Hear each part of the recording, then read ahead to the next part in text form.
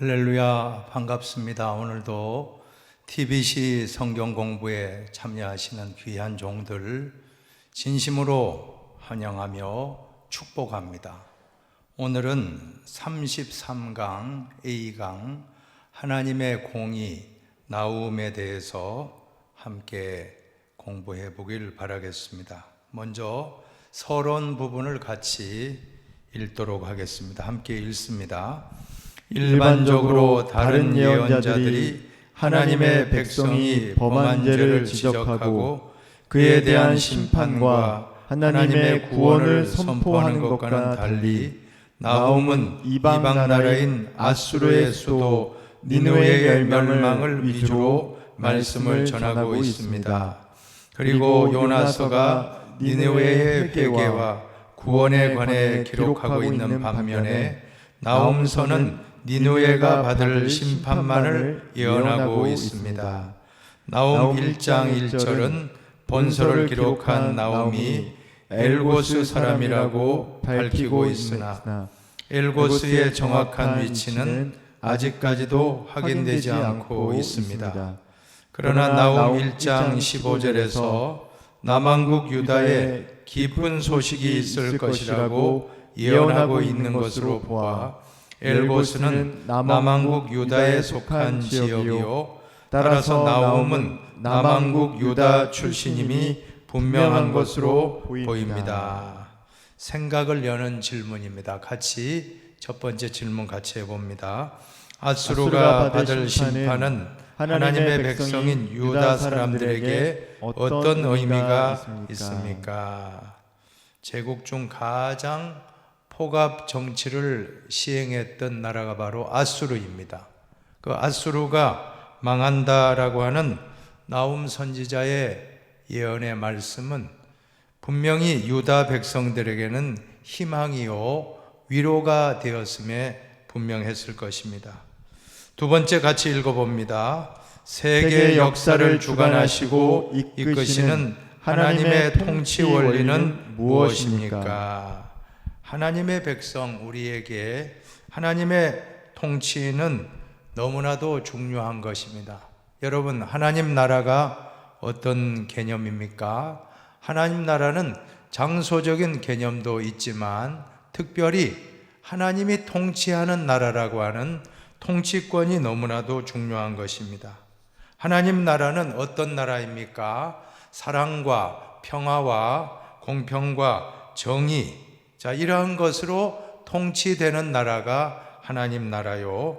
또 그와 같은 하나님의 통치 원래대로 잘 다스려지는 나라가 좋은 나라라고 할 수 있을 것입니다.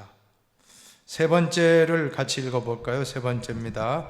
하나님을 대적하는 국가가 받을 벌은 어떻게 나타납니까? 하나님의 통치 원리를 거스리고 제멋대로 통치하고 무력으로 포갑으로 통치하는 그런 나라들은 다 망할 수밖에 없었다는 것이 성경의 진리이고 역사의 그러한 증명된 사실인 것입니다. 하나님을 대적하는 국가는 반드시 심판을 받게 되었습니다. 하나님의 통치 질서를 거스리는 나라는 다 망하고 말았던 것입니다. 네 번째도 같이 보십시다. 하나님의 오묘하신 섭리가 우리나라의 역사에서는 어떻게 나타났습니까? 잘 묵상할 수 있기를 바랍니다. 성경 이스라엘 역사를 공부하면 우리는 좋은 교훈을 얻고 그것은 모든 역사에 적용할 수가 있습니다. 우리나라의 역사도 적용해 볼 수가 있을 것입니다. 역사라고 하는 것은 과거와 현재 사이에 끊임없는 대화라고 했기 때문에 우리가 이스라엘 역사를 보면서 오늘날 우리 대한민국의 역사를 보고 우리는 많은 것을 적용할 수 있게 될 것입니다. 용어의 정의입니다. 첫 번째로는 바산이라는 그 말은 같이 한번 읽어보겠습니다. 바산은 팔레스티나 북동 지역으로 그 가운데로 야르묵강이 흐르고 있으며 갈멜산은 지중해변의 산으로 비가 많이 내리는 곳이다. 바산이 바로 그런 곳입니다. 두 번째로는 구스라고 하는 지역이 나오는데 에디오피아입니다. 이티오피아, 에디오피아를 가리키는 말이고, 아수르 바니팔이 테베스를 점령할 당시 애굽을 지배하고 있던 나라가 바로 구스입니다. 루빔은 또 어디입니까? 루빔이라고 하는 것은 리비아를 가리킵니다. 그리고 붓이라는 그 나라도 리비아 전체 또는 부분을 가리키는 리비아의 또 다른 이름으로 추정되는 것입니다. 갈릴리를 게네사렛이라고도 하지 않습니까? 또 모세의 장인을 성경에 보면 이드로라고도 하고 르우엘이라고도 합니다. 바로 이것이 바로 다양하게 같은 사람을 이렇게 지칭하면서 다른 이름으로 부르고 있고, 지명도 갈릴리를 게네사렛이라고도 부르기도 하고, 또 루빔이라고, 리비아를 루빔 혹은 붓 이렇게 칭하였다 하는 걸 볼 수가 있습니다. 이제 시대적인 배경을 보겠습니다. 나훔은 유다의 엘고스 출신의 예언자로서 주전 7세기 중엽에 활동했습니다. 엘고스의 정확한 위치는 알 수 없으나 남왕국 유다에 속한 지역임은 분명할 것입니다. 엘고스라고 하는 이름을 보시면 지명의 의미는 무엇입니까? 엘은 하나님이고, 엘고스라고 할 때는 하나님은 맹렬하시다, 하나님이 맹렬하시다는 뜻입니다. 니느웨를 향한 하나님의 강력하고도 맹렬한 심판을 이렇게 전했던 나훔서 전체의 메시지와도 일맥상통하는 이름이기도 한 것입니다. 하나님의 심판은, 니느웨에 대한, 아수르에 대한 심판은 맹렬하셨다는 것입니다. 일반적으로 다른 예언자들이 하나님의 백성이 죄를 지음으로 그에 대한 심판과 하나님의 구원을 선포하는 것과는 달리 나훔서는 이방 나라인 아수르의 수도 니느웨는 망할 것이다 라는 말씀을 강렬하게, 맹렬하게 선포하고 있습니다. 대부분 예언서를 보시면 죄악을 짓고 범죄하면 하나님이 심판하시는데 그 다음에는 바로 뒤에 또 구원하신다라고 하는 소망의 메시지가 있습니다. 돌아오면, 회개하면 용서하시고 회복시켜 주신다는 메시지가 뒤따르는데, 오늘 이 나훔서만큼은 처음부터 끝까지 심판의 메시지로 시작하여서 심판의 메시지로 끝나고 있다는 것입니다. 이것이 바로 다른 예언서와는 다른 점이라고 볼 수 있을 것입니다. 여러분, 니느웨 하면 생각나는 것이 누구입니까? 요나 아닙니까? 요나도 니느웨를 향해서 회개하라고 선포했습니다. 그래서 구원받고 돌아오는 그런 내용이 요나서인데, 반면 나훔서는 니느웨를 향하여 심판의 메시지를 선포하고 있다는 것입니다. 자, 이러한 것이 모순되지 않는가? 그런데 히브리 성경을 아람어로 번역한 타르굼이라고 하는 해설서, 아람어 당시 신약시대 성도들이 살던 그 당시에는 언어를 아람어를 주로 사용했는데, 그래서 히브리어를 아람어로 해설하고 번역한 그 성경이 바로 타르굼입니다. 이 타르굼에 보면 나훔서 제일 서두에 이렇게 설명하고 있습니다. 요나서에서는 하나님이 니느웨에게 회개하라고 외쳤고, 그리고 그들이 회개하고 다시 돌아와서 멸망을 면하였다. 그러나 얼마 후에 그들이 다시 죄를 범하게 되었고, 이후에 나훔이 다시 심판을 선포하게 되었다라고 친절하게 추석을 잘 달아주고 있는 것을 보시면 우리는 요나서와 나훔서의 차이를 왜 그랬는지 이해할 수 있으리라고 믿습니다.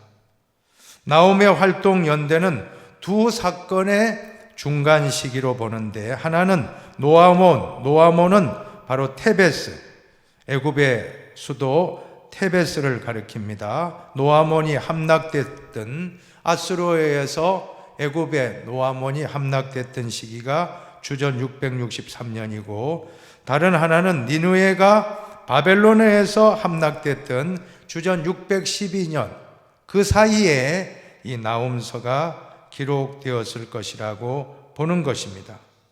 나움이란 이름의 뜻이 무엇입니까? 위로하다, 위로자라고 하는 그런 뜻인데 왜 위로자라는 뜻이 될까요? 심판하시고 니느웨를 멸망시키는 이 나움이라고 이름이 왜 심판자라는 뜻이 아니고 위로자라는 이름이 왜 되었을까요? 그것은 아수르가 멸망당한다는 것은 그 당시 아수르에 압제받았던 많은 나라들, 거기에는 유다도 포함이 됩니다. 유다뿐 아니라 주변의 여러 나라들, 심지어 북왕국 이스라엘은 아수르에 의해서 완전히 멸절당했습니다. 초토화됐습니다. 민족 자체가 말살됐습니다. 그렇게 아주 폭압 정치를 하고 악한 행위를 했던 이 아수르가 망한다 하는 것은 주변 압제받던 남유다를 비롯한 여러 나라들은 위로의 메시지가 되었기 때문에 나움이란 뜻은 위로자라고 하는 것입니다. 이제 말씀의 해석을 보시기 바랍니다. 첫 번째 단락으로 모든 나라의 주이신 여호와 단락입니다. 나훔서는 처음부터 끝까지 아수르 제국이 받을 심판만을 기록하고 있다고 했습니다. 하나님이 이처럼 이방 나라들을 심판할 수 있는 근거가 무엇입니까? 바로 하나님의 역사 주권이라고 하는 것입니다. 나훔서 1장 1절을 한번 보실까요? 나훔서 1장 1절을 같이 봅니다. 니느웨에 대한 경고 곧 엘고스 사람 나훔의 묵시의 글이라. 예, 여러분, 묵시의 글이라. 묵시라고 하는 게 무엇입니까? 묵시라는 것은 인간의 사상과 철학과 인간의 학식과 지식이 아니라 인간의 이야기가 아니라 하나님의 말씀이란 뜻입니다. 묵시라고 하는 것은 사람의 말이 아니라 나훔의 개인의 말이 아니라 지금부터 하는 말은 하나님의 말씀이다. 하나님의 심판의 말씀이다 라고 하는 걸 강조하는 의미가 바로 묵시라고 하는 것입니다. 예언자들이 전하고 있는 하나님 말씀이라는 것은 갑자기 어느 날 깨달아져서 전하는 것이 아니라 사실 미리 주어진 것입니다. 가장 중요한 것은 시내산 계약법, 모세에게 주셨던 시내산 계약법대로 잘 순종하는 자는 복을 받고 시내산 계약법, 하나님의 율법을 불순종하고 어기는 자는 저주를 받는다 하는 것이 바로 예언자들의 메시지의 핵심인 것입니다. 이것은 나훔뿐만 아니라 모든 예언자들이 선포한 메시지가 바로 묵시라고 말하는 것처럼 시내산 계약법을 잘 지키는 자는 복을 받고 그 시내산 계약법을 어기는 자는 복을 받지 못한다 하는 것이 바로 예언자들의 그러한 주된 메시지의 핵심인 것입니다. 자, 그러면 나홈이 전하는 메시지를 시작하면서 첫 부분에 하나님을 어떻게 묘사하고 있는지 1장 2절과 3절을 한번 같이 읽어보겠습니다. 2절, 3절 같이 읽습니다. 여호와는 질투하시며 보복하시는 하나님이시니라.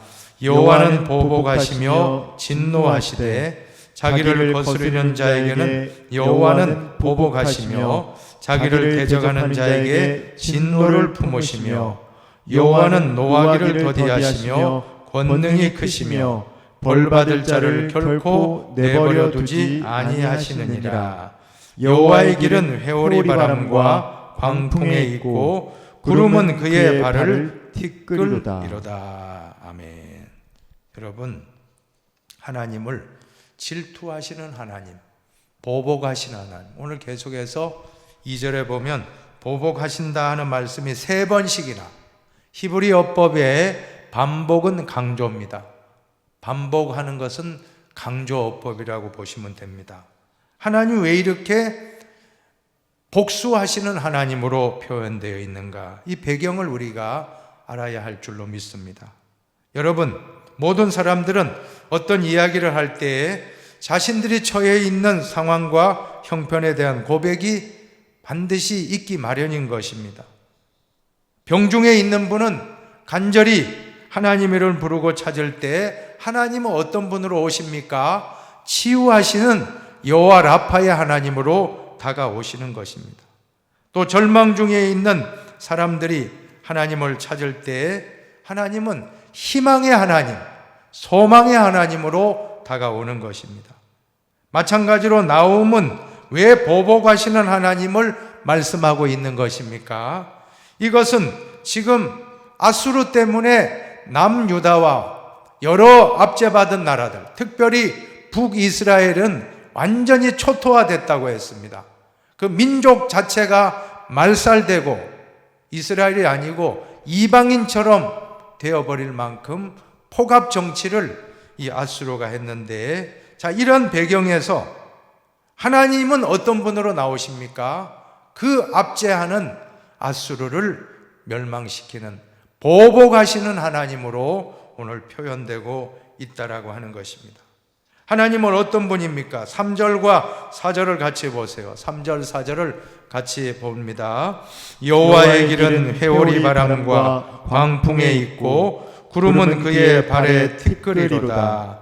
그는 바다를 꾸짖어 그것을 말리시며 모든 강을 말리시나니 바산과 갈멜이 쇠하며 레바논의 꽃이 시드는도다. 여러분, 하나님은 역사의 주관자. 오늘 성경에 보면 회오리 바람과 모든 풍랑과 구름을 다스리시는 분으로 묘사됩니다. 바다를 꾸짖고 강을 다스리고 꽃을 피우시는 분, 자연 만물, 우주 만물을 다스리시는 하나님으로 묘사하고 있는 것입니다. 그러므로 하나님은 지금 비록 니느웨가 폭압 정책을 하고 많은 사람을 압제하고 많은 사람들을 괴롭게 할지라도 반드시 하나님은 살아계셔서 이 니느웨를 멸망시킬 것이다. 왜? 역사의 주관자는 하나님이시기 때문에 그렇다라고 하는 것입니다. 여러분, 나홈은 하나님의 통치 주권에 순종하는 자는 복을 받지만 순종하지 않는 자가 받을 벌이 어떠한가? 구체적으로 정말 이렇게 잘 보여주는 책이 없을 것입니다. 그 대표적인 사례가 바로 니느웨의 심판이 이렇게 정확하게 하나님의 경고의 메시지대로 그대로 이루어졌다라고 하는 것입니다. 나홈은 하나님의 통치 질서를 말했습니다. 그것이 무엇입니까? 사랑과 평화와 공평과 정의입니다. 한번 따라합시다. 사랑과 평화와 공평과 정의. 자, 이것이 하나님의 통치 질서인데 아수르는 어떻게 통치했습니까? 사랑이 아닌 미움으로, 증오로, 평화가 아닌 전쟁으로, 힘으로, 공평이 아닌 불공평으로, 정의가 아닌 불법으로 모든 세상을 다스리려고 하니까 결국 하나님을 거스렸습니다. 이 나라는 오래 갈 수가 없게 되었던 것입니다. 여러분, 성경 역사, 구약과 신약의 성경 역사를 보면 5대 제국이 나와요. 그 첫 번째 제국이 바로 아수르입니다.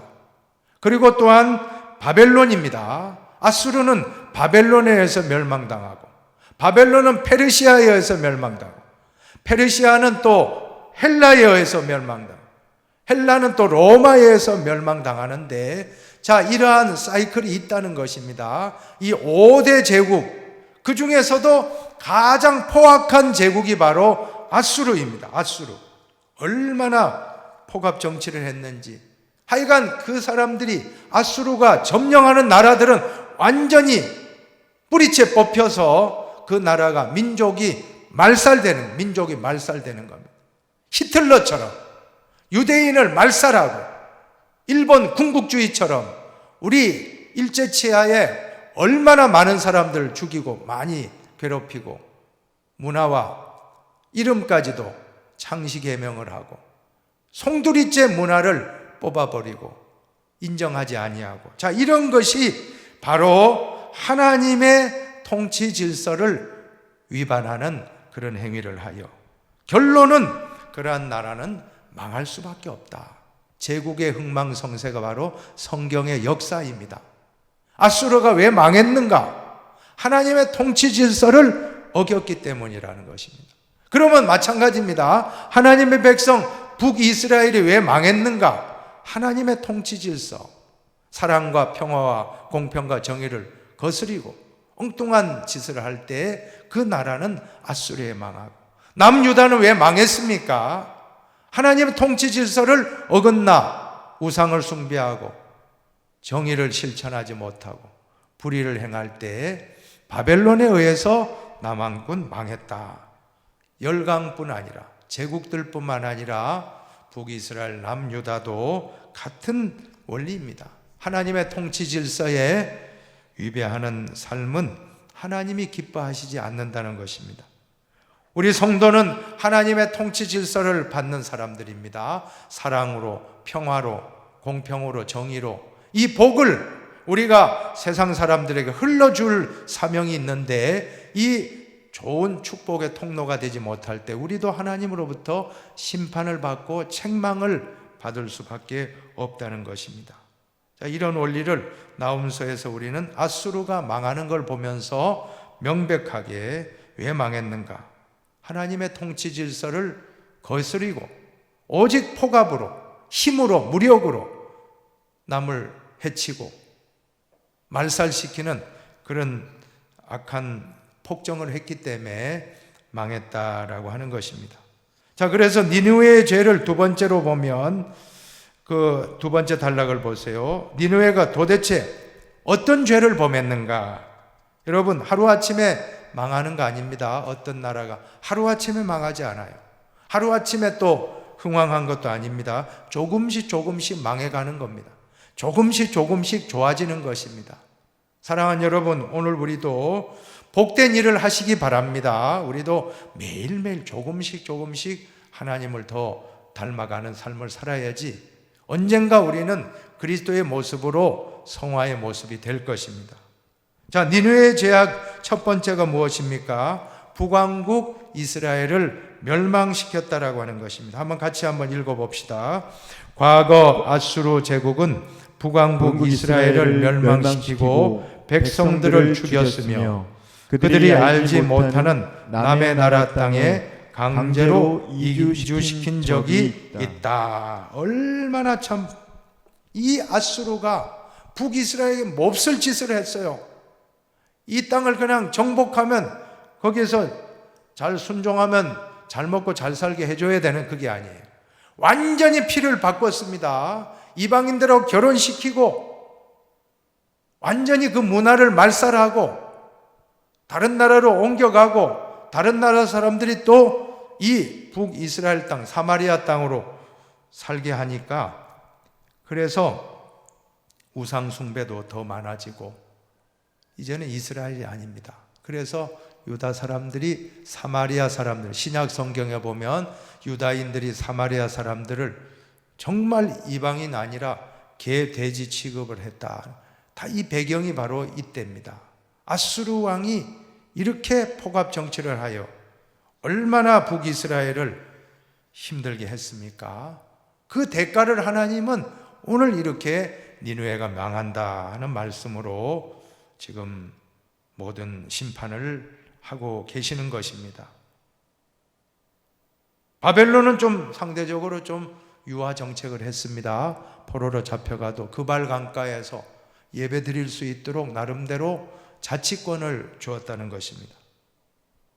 나중에 페르시아의 고레스는 더 유화 정책이죠. 어떻게 합니까? 포로를 다 돌려보내요.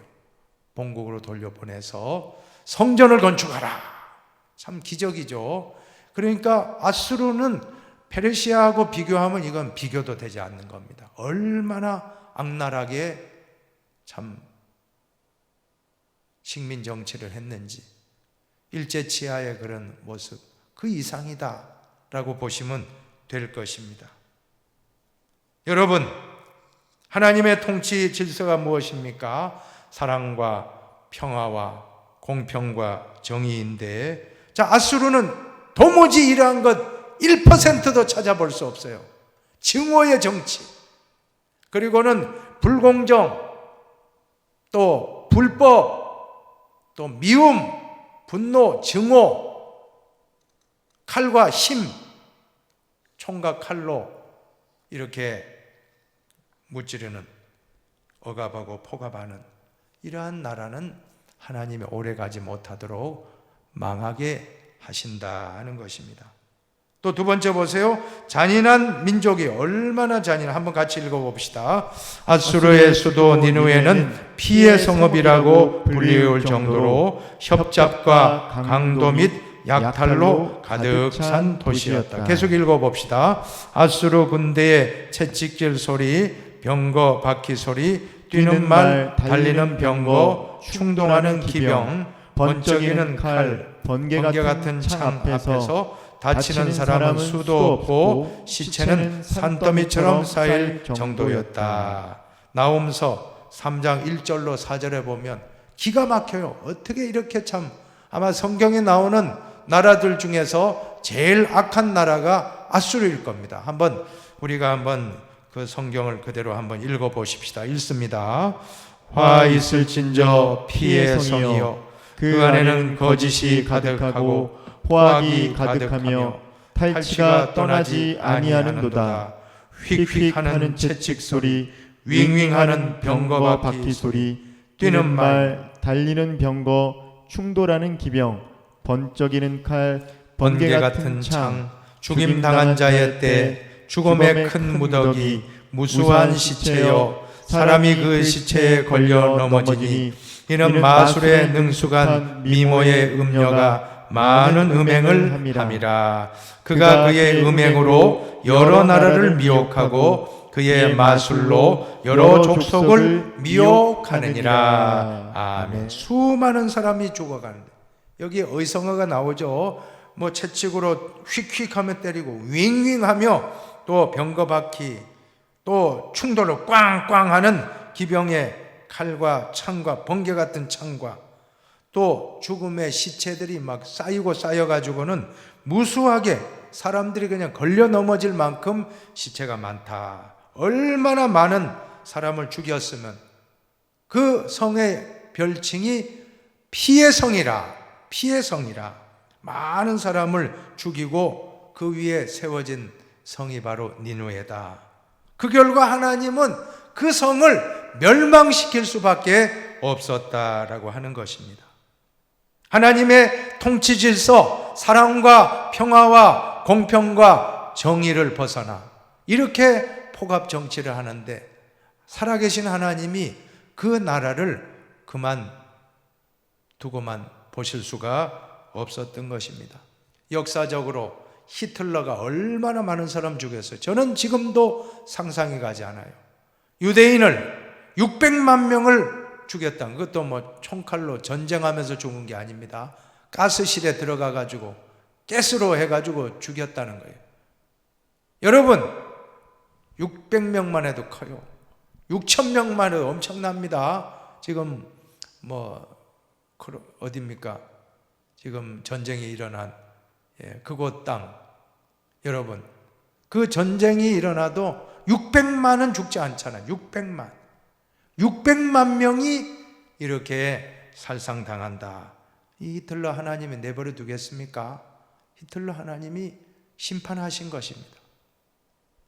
일제 군국주의자들 얼마나 많은 압박을 하고 마루타, 그죠? 생체 실험까지 하고, 이 포악한 일제를 하나님이 놔두겠습니까? 바로 원자탄이 투하돼서, 그렇게 참 원자탄 투하도 여러분 희생하는 것처럼 이렇게 일본 사람들은 희생되었다라고 생각하는데, 그렇게 안 하면 전쟁이 끝나지 않아요. 얼마나 독종입니까? 일본 사람들 독하거든요. 일본 사람들. 그래서 본토로 만약에 미군과 연합군이 상륙하면 엄청난 아군 희생을 생각했다는 거예요. 수십만이 죽을 것이다는 그런 통계가 나오는 거예요. 그래서 어쩔 수 없이 항복을 하지 않고 끝까지 덤비잖아요. 일본 사람들 보셨잖아요. 그죠? 그 다큐멘터리 같은 거 보면 일본 사람 항복 안 합니다. 끝까지 자결해요. 끝까지 싸우다 보니까 이 미군 피해도 엄청났습니다. 저 괌이라든 사이판 같은데 전투가 치열했다니까요. 일본 죽기를 각오하고 싸우니까 항복 안 하니까 뭐 미군도 많이 전사하는 거예요. 수만 명씩 죽었어요, 진짜. 그러면 본토 일본 본토를 향해서 공격한다. 그러면 수십만이 희생될 것으로 그 있어요. 그 일본 패망사에 보면 그게 근거가 있다니까. 그래서 그때 마침 원자폭탄이 연고가 맞춰지고 히로시마 나가사키에 두 방 땅 꽝꽝 떨어진 거예요. 무조건 손 들고 항복했죠. 안 그러면 항복 안 해요. 참 그런 거 보면 하나님의 역사는 참 오묘하다라고 생각하는데, 하나님은 하나님 나라의 통치 질서대로 통치하지 않냐고. 포갑으로 하는 히틀러, 일본 군국주의, 이태리의 무솔린이라든지 또 스탈린이라든지 이러한 모든 집단들, 저 공산주의자들, 김일성, 다 하나님이 심판하시는 것입니다. 여러분, 우리는 역사의 주관자는 하나님인 걸 믿고 우리는 그 하나님의 통치 질서를 이어가야 될 줄로 믿습니다. 한번 더 해봅시다. 사랑과 평화와 공평과 정의, 이대로 우리는 복을 흘러가야 되는데, 그렇지 않은 모든 미움과 증오와 또 전쟁과 또 모든 악한 그러한 불법, 이런 것들은 하나님이 기뻐하시지 않습니다. 자, 그리고 세 번째로는 현실적인 지금 니느웨가 위협이 되는 것은 남유다. 지금 이 나옴이 활동했던 남유다에 대한 위협도 있다는 겁니다. 한번 같이 읽어봅시다. 북왕국 이스라엘이 멸망한 후에 남왕국 유다가 아수르로부터 어떠한 위협을 받았을 것인가는 위에서 지적한 사실을 염두에 둘 때 자명하다. 또한 아수르가 만든 우상들은 여러 나라들을 미혹하였다. 여러분 1장에도 있고 3장에도 보면 얼마나 아수르가 악한지, 또 2장은 전체적으로 니느웨 성이 어떻게 무너질지를 보여줍니다. 3절에서 7절은 패망한 날 니느웨의 모습이 어떨지를 묘사하고 있고, 2장 8절로 10절은 니느웨에 임할 참담한 현상들을 잘 보여주고 있습니다. 옛날에 크고 웅장했던 니느웨가 마치 연기처럼 사라져버리는 그러한 모습을 2장 전체에서 경고하고 있는 것입니다. 왜 그렇습니까? 1절, 5절 상반절로 보면 그로 말미암아, 즉 여호와 하나님으로 말미암아 이 모든 것이 이루어진다는 것입니다. 하나님의 통치 질서대로 이 모든 것은 다 하나님의 통치 질서를 어겼기 때문에 하나님으로 말미암아 아수르는, 니느웨는 망하고 말 것이다 라고 하는 것입니다. 자, 그렇게 아수르가 망하는 것은 유다에게는 또 기쁜 소식이 되는 것입니다. 그래서 나움 1장 15절을 같이 한번 읽어봅시다. 1장 15절입니다. 볼지어다 아름다운 소식을 알리고 화평을 전하는 자의 발이 산 위에 있도다. 유다야 내 절기를 지키고 내 소원을 갚을지어다. 악인이 진멸되었으니 그가 다시는 내 가운데로 통행하지 아니하리로다 하시니라. 아멘. 아수르가 멸망당한다는 소식은 유다 사람들에게는 아름다운 소식이 되었다. 아름다운 소식이 되었다. 왜 그래요? 나옴이라는 뜻이 바로 위로자라고 했습니다. 아수르는 망하지만 유다는 큰 위로를 받고, 다행이다. 저 포갑 정치라는 나라가 이제는 망하게 되었으니 우리는 이제 자유를 누리게 됐다 하는 그러한 말씀을 15절에 말씀하고 있습니다. 이제 세 번째 단락입니다. 마지막으로 세 번째 단락, 하나님의 공의입니다. 함께 읽습니다. 하나님의 공의란 하나님을 의뢰하고 그의 뜻을 따르는 자에게는 복이 주어지고 하나님을 거스르고 대적하는 자에게는 심판이 주어지는 것을 말한다. 자, 이것이 바로 중요한 신해상 계약법 아닙니까? 나움만 아니라 모든 예언자들은 신해상 계약법에 따라서 순종하고 따르는 자는 복을 받고 그렇지 못하는 자는 바로 망하게 된다는 그러한 말씀을 우리는 알고 있습니다. 그리고 대표적으로 십계명을 설명할 때도 한번 같이 볼까요? 출애굽기 20장 5절 이하입니다. 한번 같이 읽습니다. 나 너희 하나님 여호와는 질투하는 하나님인즉 나를 미워하는 자의 죄를 갚되 아버지로부터 아들에게로 3, 4대까지 이르게 하거니와 나를 사랑하고 내 계명을 지키는 자에게는 1000대까지 은혜를 베푸느니라. 아멘. 예. 바로 하나님의 통치 질서를 따르는 자는 1000대까지 그들은 복을 받게 될 것이다. 하나님의 사랑, 평화, 공평, 정의를 그러한 삶을 따라가 사는 사람들은 반드시 축복으로 나아가게 될 것입니다. 그런 사람들은 잘 되고 더 잘 될 수밖에 없을 것입니다. 그러나 이러한 하나님의 통치 질서를 무시하고 제멋대로 행하는 자들은 반드시 망하는 길로 갈 것이다 하는 것이 바로 성경의 주제인 것입니다. 자, 그 다음에 한번 같이 읽어볼까요? 나홈의 메시지 같이 읽습니다. 나홈의 메시지에 따르면 하나님은 노하기를 더디하시고 권능이 크신 분이시지만 죄인은 결코 용서하지 않는 분이시다. 반면에 하나님은 선하시고 환난 날의 산성과 같은 분이시다. 따라서 니느웨의 심판은 하나님의 백성에게는 위로와 희망의 메시지이다. 나홈이란 이름이 바로 위로자, 위로하다는 뜻이 바로 그런 의미인 것입니다.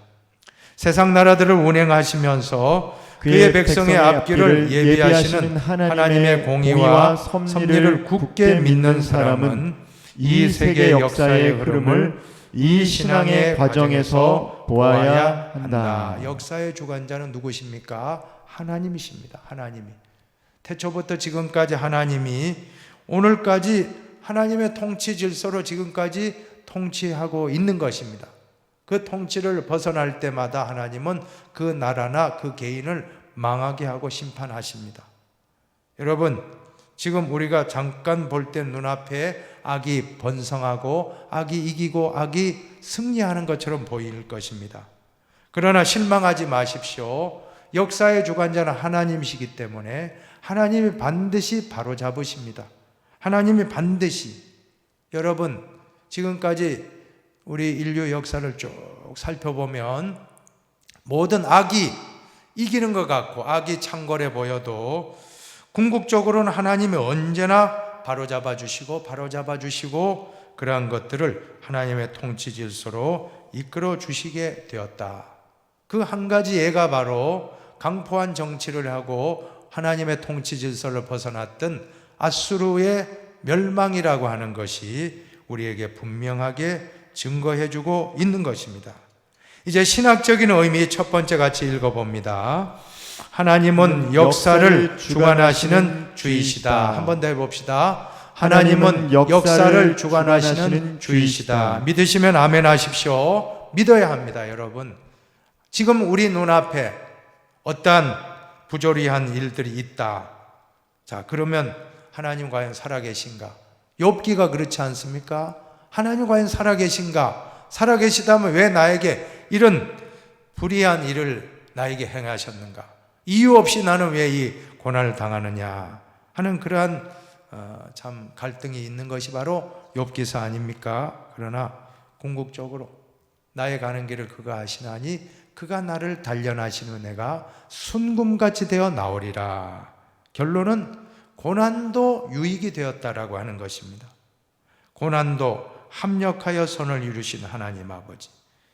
이 세상에 불의와 불공정과 모든 불법이 난무하는 것 같다 할지라도 하나님은 배후에서 언제나 역사하시고 바로잡아 주시고 하나님 마음에 합한 사람, 그 한 사람을 통하여 새 역사를 창조해 가시는 것을 믿으시면 아멘 하십시오. 하나님은 역사를 주관하시는 분입니다.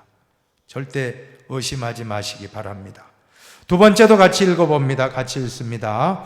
나움서는 하나님의 자비와 공의를 동시에 보여주고 있다. 여러분, 아수르의 멸망은 공의의 하나님을 보여줍니다. 그렇죠? 하나님은 잘못한 자는 반드시 심판하신다. 그것을 보여주셨고, 반면에 하나님은 또 어떤 분이십니까? 유다 백성들, 그 불안하고 아수르에 위협당했던 유다 백성들에게는 또 위로해 주시고 자비를 베풀어 주시는 한없이 사랑 많으신 자비의 하나님. 하나님의 속성은 언제나 두 가지입니다. 자비의 하나님, 사랑의 하나님, 또한 공의의 하나님, 정의의 하나님으로 표현되고 있는 것입니다. 자, 세 번째도 같이 읽습니다.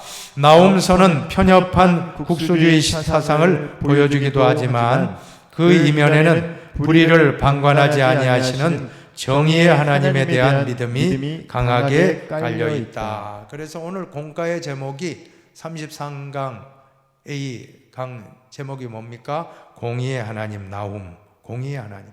하나님의 통치 질서를 거스르는 나라는 반드시 공의의 하나님이 심판하신다 하는 것을 무력으로 포갑 정치하고 괴롭히고 북왕국 이스라엘을 망가뜨리고 남유다를 위협하고 주변 나라들을 아주 말살시켰던 그러한 포갑 정치의 아수르를 하나님은 심판하시는 공의의 하나님이십니다. 이제 마지막으로 성찰과 나눔도 같이 읽습니다. 첫 번째 같이 읽습니다. 그리스도인은 하나님의 눈으로 세계의 역사와 자기 민족의 역사를 볼 수 있어야 한다. 아멘. 하나님의 눈. 우리는 성경을 잘 보시기 바랍니다. 하나님의 눈으로 보시기 바랍니다. 그리고 세계사를 하나님의 눈으로 보고 또 하나님의 관점에서 지금 우리에게 벌어지고 있는 코로나 상황도 인간의 눈으로 보려고 하지 마시고 하나님과는 어떤 마음이신가, 하나님은 어떤 뜻이 있어서 이러한 고난을 주시는가 우리가 묵상하면 하나님의 놀라운 뜻을 우리는 발견하게 될 줄로 믿습니다. 자, 두 번째도 같이 읽습니다. 하나님은 창조주이시고 자기 백성에게 은혜를 베푸시는 구원의 하나님이시지만 동시에 공의의 하나님이시다. 우리가 계속해서 지금 나누고 있는 주제입니다. 우리는 하나님은 공의의 하나님이시다. 또 하나님은 한없이 자비로운 은혜의 하나님이시다. 이 두 하나님을 우리는 오늘 나움서를 통해서도 분명히 만날 수가 있었습니다. 사랑하는 여러분, 우리가 섬기는 하나님 얼마나 사랑이 많고 얼마나 자비로우신 분입니까? 또 한편 하나님은 심판하시는 공의의 하나님이시기도 한 것을 우리가 깨닫고 우리는 하나님의 통치 질서를 어긋나지 말고 사랑과 평화와 공평과 정의로 우리 가정을 이렇게 이끌고 나가고 우리 교회를 또 그렇게 사역하고 또 세상에 나가 직장 생활 또 사업을 하실 때도 하나님의 사랑으로 하나님의 평화로 하나님의 공평과 정의로 복을 흘러서 주는 축복의 통로로 살아갈 때 우리는 공의의 하나님으로부터 잘하였도다 칭찬받게 될 줄로 믿습니다. 다음 주에는 하박국서 1장에서 3장까지 본문을 꼭 읽어오시고 또 교재 33강 B입니다. 의인의 삶 하박국, 의인은 믿음으로 살리라 하박국서를 꼭 읽어오시고 같이 또 좋은 은혜의 시간이 되길 바랍니다. 한 주간 동안에도 승리하시길 바라고 제가 한번 기도하고 마치겠습니다. 하나님 아버지 감사합니다. 오늘 우리에게 귀한 나움서 말씀을 통해서 하나님은 공의의 하나님이요 자비의 하나님이신 걸 우리가 깨달았습니다. 하나님의 통치 질서를 어긋난 아수르의 포갑 정치, 민족 말살 정치, 많은 사람을 힘으로 누르고 악랄하게 학정을 펼쳤던 앗수르를 하나님이 심판하시고 멸망하게 하신 것은 하나님의 공의가 이 세상을 지배하고 있음을 분명히 우리에게 보여주셨습니다. 오늘 우리도 하나님 나라의 통치 질서를 따라 사랑과 평화와 공평과 정의로 이 땅에서 하나님의 축복의 통로로 복을 흘러 보내는 사명을 감당하며 살게 하여 주시옵소서. 한 주간 동안 승리할 줄로 믿사오며 길이요 진리요 생명 되시는 예수님의 이름으로 축복 기도하옵나이다. 아멘.